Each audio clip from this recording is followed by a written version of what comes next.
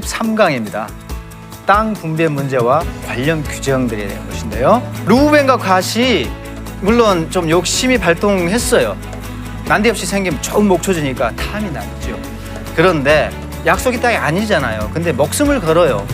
우리도 쓸모없는 것에 하나님이 약속하신 것이 아닌데 거기에 집착하고 우리 인생을 거는 그런 모습은 우리에게는 없는가? 그리고 공동체의 나라다, 이스라엘. 우리도 레이지파 목숨을 좀 뗄 필요가 있다. 보호가 필요하고 도움이 필요한 그런 지체들이 있으면 우리도 우리 몫을 떼서 같이 더불어 사는 그런 공동체의 나라를 우리 교회에서 세워야 되지 않을까. 토지가 하나님의 것이라는 교훈, 사람이 함부로 할 수 없습니다. 매매를 할 수가 없다. 부동산 투기, 땅 투기 심각하잖아요. 이게 어떻게 적용될 수 있을지 우리 예수 믿는 사람들이 한번 고민을 해볼 필요가 있는 것 같습니다.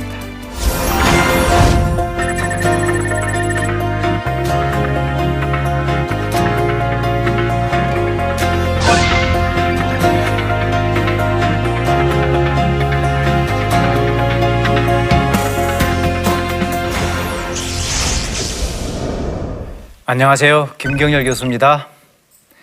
드디어 마지막 강의네요.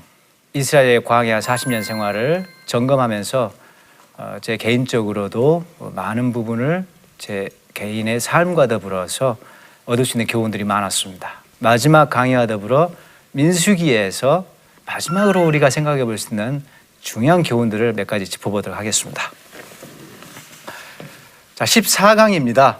40년 광야 여정의 총정리 그리고 결론입니다. 민수기 33장을 중심으로 오늘 강의를 진행하도록 하겠습니다. 40년 광야 여정의 총정리 그리고 결론입니다. 민수기 33장을 중심으로 저희들이 살펴보도록 하겠습니다. 36장이 마지막 장이죠. 근데 왜 제가 33장을 마지막 강의 내용으로 잡았냐면은 33장에 이들의 38년간의 광야 여정이 총정리가 되어 있기 때문입니다.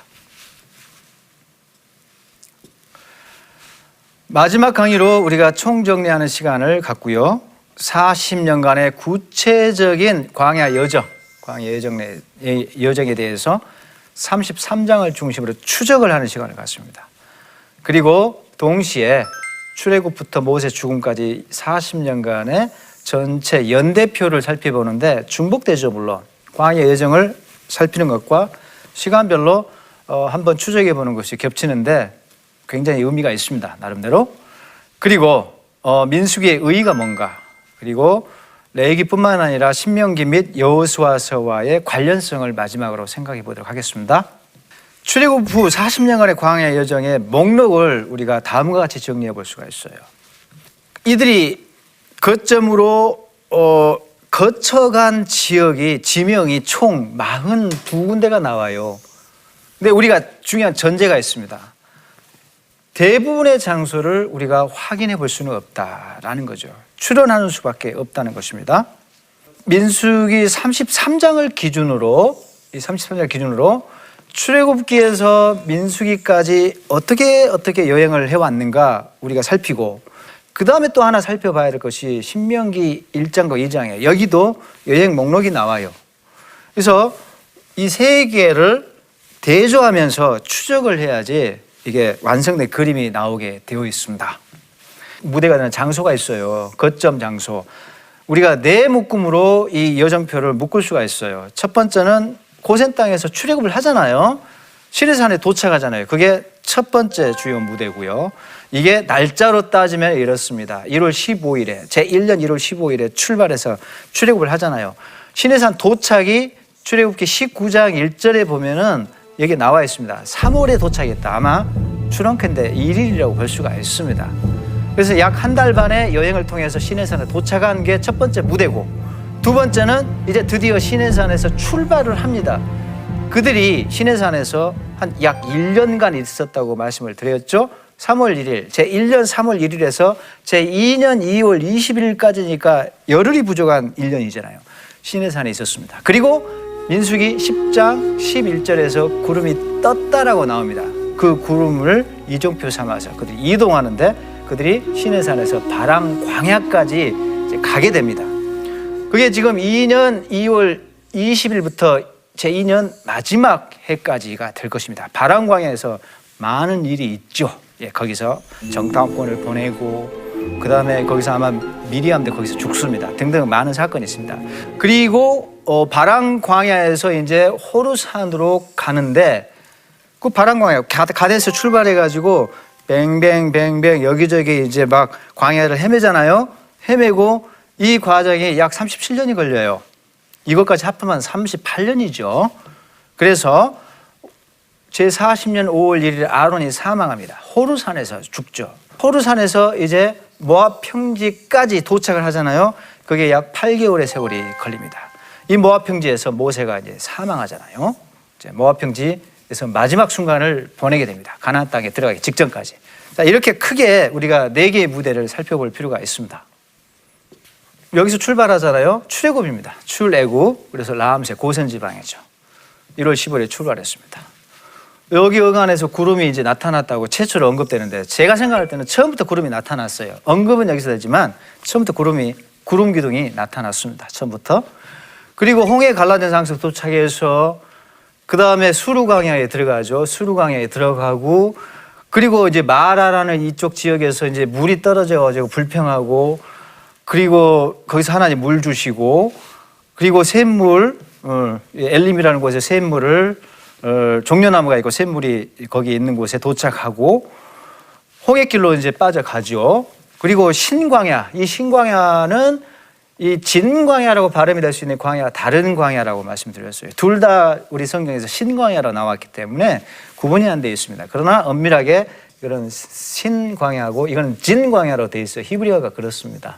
자, 그래서 시내산 도착하기 전에 신광야라는 곳을 거쳐가고 거기서 또 고기 없다고 불평하니까 하나님께서 또 매출하게 주시고 만나 주시고 그런 일이 있고 그리고 르비딥이라는 곳에서 또 물이 떨어지니까 물 불평이 거기서 물 가지고 투덜대죠. 그러니까 하나님이 모세가 시킨 대로 합니다. 이 장면에서는. 물이 떨어지고 또 하나님께서 물 주시고 그런 사건들이 여기 있습니다. 이런 우여곡절 끝에 시내산에 도착을 하죠. 시내산에 도착해서 여기죠. 자, 우리가 지금 근 1년간 이제 체류를 하게 되고 거기서 지금 있었던 일이 이와 같은 일들이라는 거죠. 율법 받고 성막 짓고 레위기법도 받고 등등 그리고 인구조사에서 이제 출발할 준비를 하고 등등 그런 일이 발생하게 됩니다. 자, 시내산에서 바람광야까지 가는 과정은 이렇습니다. 자, 이 화살표를 주목하시면 돼요. 가다가 또 바로 불평하잖아요.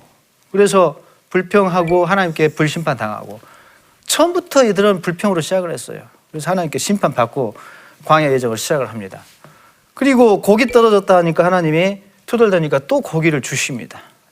매출하기들을 보내주시고 또 좀 지나니까는 미리암과 아론이 모세를 비방하고 뭐 이 여가는 어디겠죠? 하세롯 뭐 그런 과정을 거쳐서 바람광야까지 도착을 해요. 여기가 지금 바람광야죠. 이게 넓게는 바람광야라고 볼 수 있고 바람광야에 진광야가 속해 있다고 보시면 돼요. 제가 생각할 때는 그렇습니다. 그러니까 가데스를 바람광야라고도 하기도 하고 진광야에 속해 있다라고도 이야기를 해요. 가데스 바네아를. 여기 도착해서 여기가 이제 거점이 되죠. 이 가데스가 중요한 지역입니다. 여기서 이렇게 많은 일이 발생해요. 많은 일이 12 정탐꾼 보내죠. 거기서 배교하죠. 그리고 하나님이 율법도 민수기 15절 율법 주시죠. 고라 사건이 거기서 터지죠. 레위인에 대한 직무를 알려주시죠. 정결수 규정, 미리암이 거기서 사망해요. 굉장히 많은 일이 여기서 발생하고 있죠. 세 번째 여정과 네 번째 여정의 혼란스러운 쟁점이 먼저 있어요. 그게 뭐냐? 도대체 이스라엘이 가데스 바네아를 몇 번 거쳐가냐? 계속 돌다가 다시 가데스로 오고 또 한 박 여기 몇 번 헤매다가 또 가데스로 오고 도대체 이들이 몇 번 거쳐갔는지가 헷갈립니다. 그 다음에 에시온게벨이라는 그 지역이 남쪽에 홍해 남쪽에 있는데 거기도 도대체 몇 번 통과했는가 이것도 조금 헷갈림을 주고 그리고 림마라고 살짝 언급하고 넘어가 버리는데 림마가 상당히 중요한 위치입니다. 그 림마가 어디쯤 위치했을까 한번 살펴볼 필요가 있겠습니다.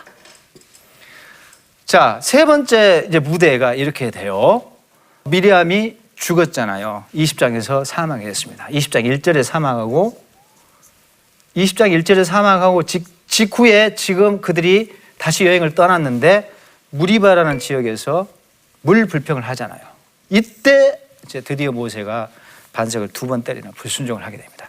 아마 이 근방 어디에서 그런 일이 발생했을 가능성이 커요. 미리암이 죽고 가데스를 출발하고, 그리고 바로 이제 에돔을 통과하려고 하는데 틀어막죠. 에돔이 안 돼라고 틀어막고 우회를 하게 돼요. 우회를 해서 민수기 33장을 보면은 림마 이렇게 이제 나와요. 그 다음에 림몬 베레스 쭉 가가지고 에시온 계배를 통과한다라고 돼 있거든요. 이렇게 대충 그려보면은 이런 과정을 통해서 에시온 계배를 찍고 다시 가데스로 올라간다는 거죠. 다시 북진해서 바란 광야로 올라가요. 그러니 에시온 계배를 최초로 통과한 시점은 이때예요. 그 전에는 에시온 계배를 통과하지 않습니다. 그러니까 에돔이 막혀가지고 남쪽으로 홍해 쪽으로 남하해가지고 다시 북쪽으로 가데스 쪽 바란 광야 쪽으로 올라가죠. 이렇게 해서 이들이 오랜 세월 동안 한참을 헤매는데, 이게 사실은 이 과정이 38년, 사실은 정확하게 37년이라고 볼 수가 있죠. 시내산부터 하면 38년, 여기서부터 하면 약 37년 정도 여정이 되겠죠. 다시 제자로 왔어요. 그래서 여기서 가데스에서 호르산에 도착했는데, 호르산에서 아론이 사망합니다. 날짜까지 나와 있죠. 예, 민수기 33장의 날짜가 정확하게 나와 있습니다. 그리고 여기서 이제 아랏과 한판 붙죠. 앞서 제가 말씀드렸지만 전쟁을 하는데 이겨요. 제가 말씀드렸습니다. 이기고, 그런데 더 이상 북진을 못하고 하나님이 막으셨어요. 그래서 다시 진로를 남쪽으로 바꿔서 에돔으로 통과하려고 다시 시도를 합니다. 2번째 에돔 통과 시도죠. 재차 시도를 했는데 또 막아요. 그래서 이들이 또 한 번 우회를 할 수밖에 없어요. 다시 홍해로 빠지네요. 그래서 이들이 세일산을 뺑뺑 돌면서 다시 남쪽으로 길을 틉니다. 이때 이제 또 우리가 돌아가야 되느냐라고 하면서 이들이 스트라이크를 또 일으키죠. 또 벌을 받아요. 그런 일들이 지금 여기에서 발생했다는 것을 알 수가 있죠.